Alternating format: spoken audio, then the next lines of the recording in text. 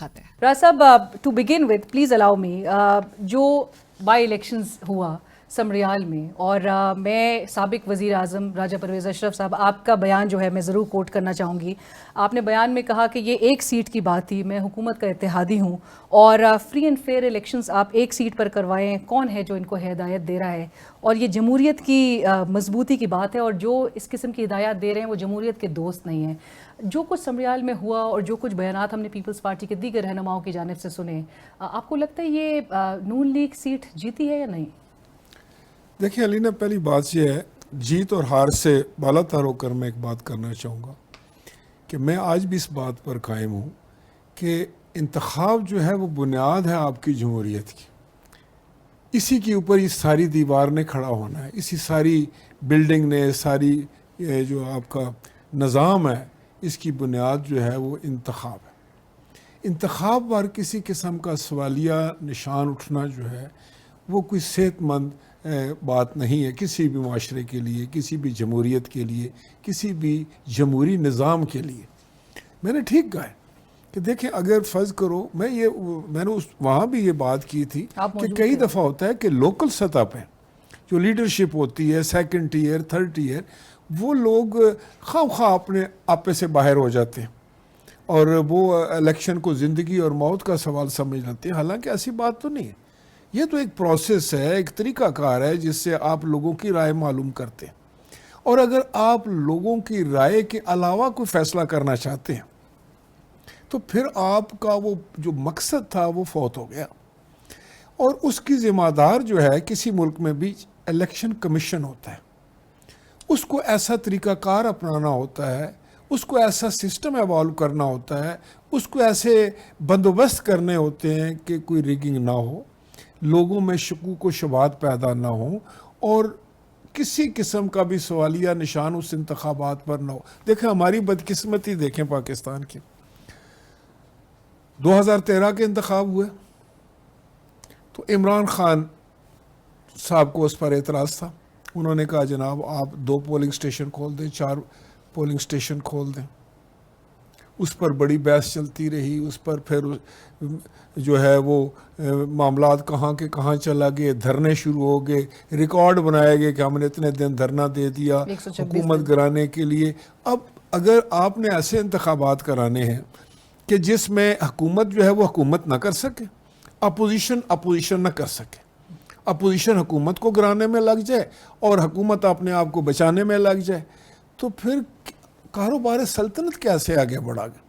پھر عوام کی وہ جو خواہشات ہیں جن کے لیے یہ سارے انتخابات کا انعقاد ہوا وہ کہاں جائیں گی؟ اسی طرح میں یہ کہتا ہوں کہ پھر 2018 آ گیا. 2018 جب آیا تو پھر پی ایم ایل این اور باقی جماعتوں نے کہا کہ اب آپ کھولیے جناب کچھ پولنگ سٹیشنز, اور پھر وہی کام شروع ہو گیا. اس اسمبلی میں بھی میں تھا. اور اب 2024 آیا, اب پھر پی ٹی آئی نے وہی باتیں شروع کر دی. تو اس کا ذمہ دار کون ہے؟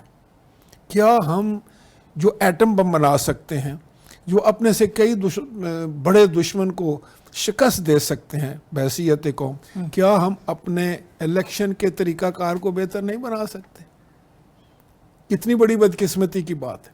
تو اسی کانٹیکسٹ میں نے وہاں بھی بات کی تھی, کیونکہ میں اس الیکشن میں موجود تھا. وہاں پر جو واقعات آئے, جو لوگوں نے آ کر مجھے بتائے, جو شواہد آئے کہ فلاں جگہ سے پولنگ سٹیشن جو ہے وہاں سے پولنگ باکسز اٹھا لی گئے, پولیس نے یہ کیا, پولیس نے وہ کیا, تو ظاہر ہے اس طرح کے معاملات نہیں ہونے چاہیے, کوئی بھی نہیں کرے. یہ نہیں ہے کہ ہم ان کے اتحادی ہیں. میں کہتا ہوں اگر میری جماعت بھی ایسا کوئی کام کرتی ہے تو مجھے شاید اس پر بھی اعتراض ہو. راز صاحب, نون لیگ کا اتحادی ہونے اور سسٹم کا گارنٹر ہونے کا نقصان ہوا ہے پیپلز پارٹی کو؟ دیکھیں میں سمجھتا ہوں کہ جب آپ کسی کے اتحادی بنتے ہیں, نفع نقصان کا تو پھر ذمہ دار ہوتے ہیں نا آپ. پھر یہ تو نہیں ہوتا کہ آپ فائدے کے ذمہ دار ہوں اور نقصان کے نہ ہوں. تو یہ فائدہ اور نقصان اگر پیپلز پارٹی نے قبول کیا تھا تو ملک کے لیے کیا تھا. اگر اس وقت سسٹم ہی نہ چلتا تو پھر کیا ہوتا, ہمارے پارلیمان کا کیا ہوتا, 2022 کے بعد جو معاملات چل پڑے تھے وہاں کیا ہوتا. اب کوئی اس کے علاوہ کیا چارہ کار تھا؟ اور اب دیکھیں اگر پیپلز پارٹی نے یہ فیصلہ نہ کیا ہوتا, اور یہ ہندوستان والا معاملہ آ جاتا تو اس وقت ملک کی کیا ہوتی حالات، اگر ملک میں قیاس ہوتا. تو پیپلز پارٹی ایک جمہوری جماعت ہے، ایک فیڈرل جماعت ہے، اور وہ اس ملک میں آئین کے مطابق ایک ایسی صورتحال رکھنی چاہتی ہے جس میں استحکام ہو، کوئی اس کو غیر مستحکم نہ کر سکے، کوئی افراتفری نہ ہو، کوئی غیر یقینی کی کیفیت نہ ہو. سب سے پہلا کام گورنمنٹ کا یا ایک سیاستدان کا یا جماعت کا یہ ہوتا ہے کہ وہ ملک کو غیر یقینی کی کیفیت سے بچائے. تو میں سمجھتا ہوں کہ پیپلز پارٹی کی یہ بہت بڑی قربانی، پیپلز پارٹی کا یہ بہت بڑا ایک فیصلہ تھا کہ جس میں ہم نے کوئی حکومت کے کوئی عہدے ہم نے قبول نہیں کیے.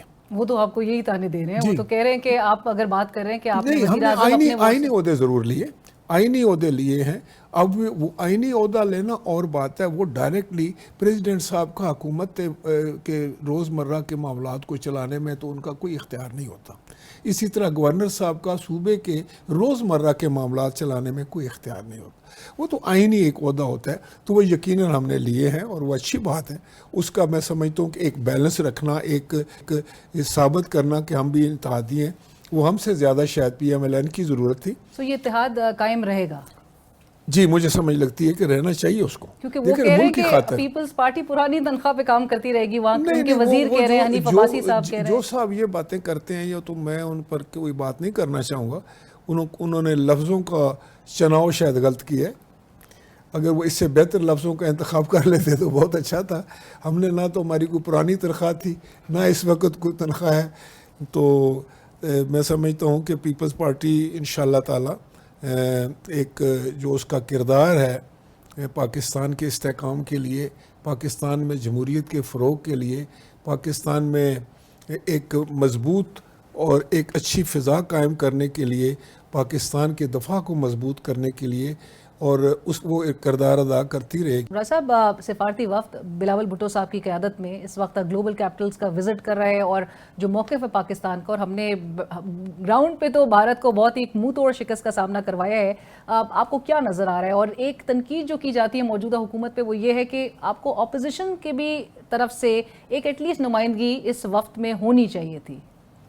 دیکھیں میں آپ کو بتاؤں، پہلی بات تو یہ ہے کہ یہ اللہ کا لاکھ لاکھ شکر، اور یہ 24 کروڑ عوام کی بہت بڑی فتح ہے جس نے ہماری بہادر افواج پاکستان کو اتنی ہمت، اتنی استطاعت، اتنی سمجھ اور اتنی ٹیکنیکل مہارت دی کہ انہوں نے اپنے سے کئی بڑے دشمن کو جو ہے وہ منہ توڑ جواب دیا اور اس کی ایگریشن کو روکا، اور اپنے دفاع کو ساری دنیا میں ثابت کر دیا کہ اگر کوئی ہم پر چڑھائی کرے گا، اگر کوئی ہم پر حملہ آور ہوگا، اگر کوئی ہماری آزادی کو سلب کرنے کی کوشش کرے گا تو ہم اس کو منہ توڑ جواب دے سکتے ہیں. صاحب ابھی بھی بھارت جو بزدل دشمن ہے، اس نے ہماری جو لوپ ہول تھے یا شارٹ کمنگز تھی یا جو عدم استحکام کی صورتحال تھی اسی کو ایکسپلوئٹ کیا ہے. علینا میں آپ کو بتاؤں، میں یہ شاید کوئی ویسے خود نمائی کے سلسلے میں نہ ہے، یا اس لیے میں بات نہیں کر رہا کہ یہ پیپلز پارٹی ہوں.